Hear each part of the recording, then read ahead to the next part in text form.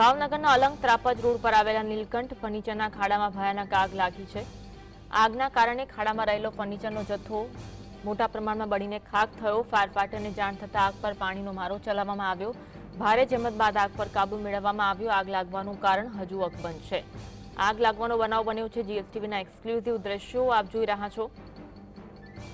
ફર્નિચરના ખાડામાં આગ લાગી છે। ભાવનગરના અલંગ ત્રાપજ રોડ પરની આ ઘટના નીલકંઠ ફર્નિચરના ખાડામાં ભયાનક આગ લાગી। આગના કારણે ખાડામાં રહેલો ફર્નિચરનો જથ્થો મોટા પ્રમાણમાં બળીને ખાખ થયો।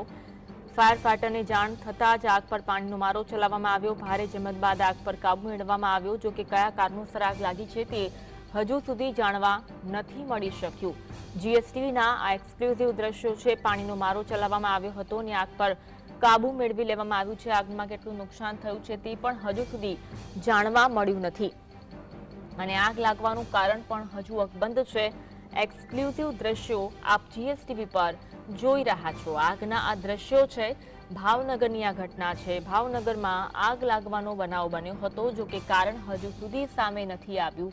ફર્નિચરમાં ખાડામાં ભયાનક આગ લાગી હતી। આગના કારણે ખાડામાં રહેલો ફર્નિચરનો જથ્થો મોટા પ્રમાણમાં બળીને ખાખ થયો હતો। આ જ અંગે વધુ વાત કરીશું। સંવાદદાતા અરવિંદ ફોન લાઈન પર જોડાયા છે।